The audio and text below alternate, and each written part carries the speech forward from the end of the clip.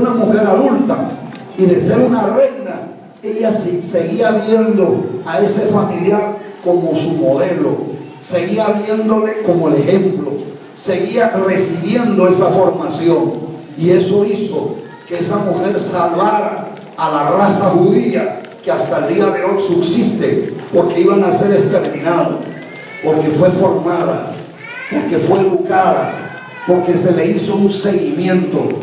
Uno no puede dejar a los hijos. Yo tengo hijos físicos y tengo hijos espirituales. Algunos de esos hijos espirituales ahora son pastores, otros son reverendos y otros son presbíteros. Y yo cuando acabé mi trabajo con ellos y ya los mandé a pastorear a diferentes partes del Perú, yo dije, ahora ya los desteté, se acabó mi trabajo. Pero no es verdad, porque siempre me llaman, siempre me buscan, y sobre todo cuando se meten en aprietos y se meten en situaciones. He llegado a comprender que cuando uno es padre físico, padre espiritual, los dolores de parto para formarle nunca van a acabar. Siempre hay que estar ahí, siempre hay que estar con ellos, siempre, no soltarle, no abandonarle, no le deje de lado. Decide el día de hoy ser esa madre que está con sus hijos. Tus hijos son tuyos, no de tu mamá, porque hay quienes le dejan a la abuela, a la tía, a la vecina, a la empleada. Y los hijos, ¿cómo están ahora? ¿Cómo se encuentran ahora? ¿Cómo andan ahora? ¿Qué es lo que dicen? ¿Qué es lo que hablan?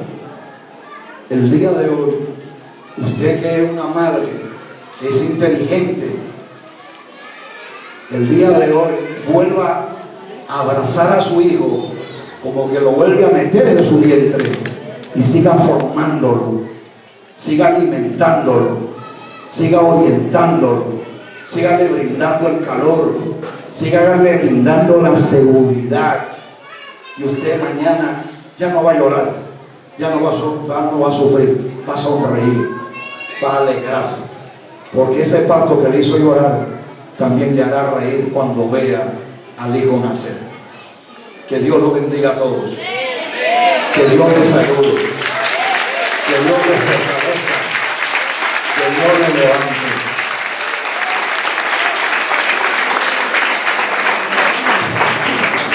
Es un privilegio sufrir por los hijos. Es una bendición sufrir por los hijos. Ese sufrimiento le hace bien a uno, le hace bien a papá, le hace bien a mamá. Ese sufrimiento hace que el orgullo se venga abajo, que el egoísmo se venga abajo, que la malicia se venga abajo. Un pastor, un hombre de Dios, un hombre recto, tuvo un hijo, y el hijo tenía retardo mental, tendría síndrome de Down. ¿Y sabe qué?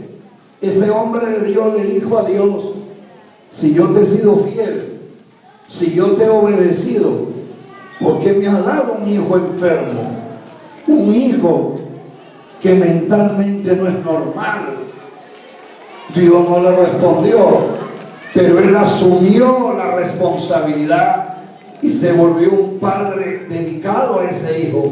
Él vio que a sus otros hijos él le debía tiempo y responsabilidad, pero a este hijo discapacitado mentalmente, él tenía que atenderle más, cuidarle más, abrazarle más, protegerle más, socorrerle más, estar ahí detrás.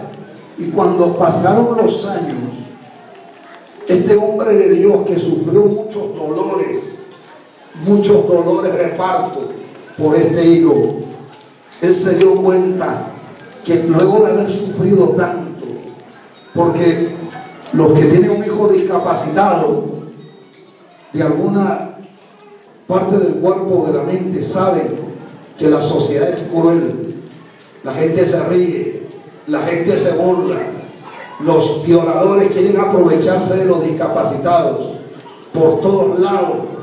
La gente les patea, les escupe, les quiere hacer daño. Y eso hace que los padres sufran más por ese hijo. Sufran más por ese hijo que tiene esa limitación. Y este padre no fue ajeno a eso. Tuvo que llorar mucho, tuvo que sufrir mucho. Pero luego él se dio cuenta, luego de haber cuidado a ese hijo discapacitado de la mente, se dio cuenta que algo grande había ocurrido en la vida de él, que él había cambiado totalmente, que ahora el amor hacia su prójimo se había multiplicado, que la dulzura en su trato, que la mansedumbre, que la misericordia, que la bondad en él había desarrollado. Y entonces él se acerca a Dios y le dice: Señor, yo me quejé contigo reclamándote porque me diste un hijo discapacitado, pero Señor, yo ahora entiendo, tú no me diste un hijo, tú me diste un ángel del cielo para que yo pudiera perfeccionar mi vida, mi amor, mi conducta. Este hijo no ha sido un tropiezo, este hijo no ha sido una carga, no ha sido una espina. Este hijo ha sido un regalo del cielo. Este hijo ha sido una bendición. Este hijo ha transformado mi vida. Te adoro, Señor, y te agradezco. Póngase de pie. Levante la mano. El hijo que Dios te ha dado, la hija que Dios te ha dado, es una bendición de Dios. Dale a Dios gracias por ese hijo. Dale a Dios gracias por esa hija. Si tienes hijos bien encaminados, sigue teniéndolos en tu seno. Sigue teniéndolos cerca a ti. Sigue formándolos. Y si tienes hijos que se apartaron, que se alejaron, no te rindas. Tienes que recuperarlo. A ese hijo que fuma mucho, a ese hijo que tiene problemas en su matrimonio, a ese hijo que se ha vuelto avaro, egoísta, vicioso, malagradecido con su madre, con su padre. Búscalo, acércate a él. Quizás ahora, este domingo que es el Día de la Madre, háblale. ¿Sabe de qué háblale a tu hijo? Háblale de Dios, háblale del amor de Dios, porque el único que puede cambiar a nuestros hijos es el Señor. Las madres, es verdad, forman a sus hijos en su vientre, pero el que pone su mano para formarlo directamente no es la mamá. La mamá no tiene que meter la mano a la matriz para formarle los dedos del bebé, para formarle las piernas, para formarle las orejas ni la nariz. Hay un Dios que es el que moldea el cuerpo de ese hijo, de esa hija. Dile a Dios: Señor, si yo estoy causando daño en mi hijo o en mi hija, y que mañana eso le va a hacer sufrir, hazme ver en qué estoy fallando, hazme ver en qué me estoy equivocando. Si lo que está causando daño a mi hijo es el nuevo compromiso que tengo, es la forma de vestir, de hablar, de actuar que le está afectando a él, Señor, enséñame a cambiar, ayúdame a cambiar, ayúdame a transformarme. ¿Qué es lo que yo le estoy haciendo que le está causando daño? Mi hijo recién había nacido y yo cuando le miré me alegré tremendamente y sentí una ternura tremenda y me acerco para darle un beso en su cara, y cuando le doy un beso el bebito grita como que le había metido un cuchillo. ¡Grita! Y mi esposa me dice: ¿qué te pasa? ¿Qué le has hecho? Y yo dije: yo no le he hecho nada, pero ha gritado porque algo le has hecho. Le dije: pero yo no le he hecho nada, si lo que he hecho es me darle un beso. Y entonces me agarro la cara y me di cuenta que no me había afectado y que tenía los vellos del rostro crecidos y puntiagudos, y que cuando yo le había besado mi intención era darle cariño, pero el efecto fue darle dolor. Muchas veces nosotros como padres, de verdad nuestra intención es buena, pero el método que usamos quizá le está dañando. El método que usamos quizá le está hincando, le está hiriendo.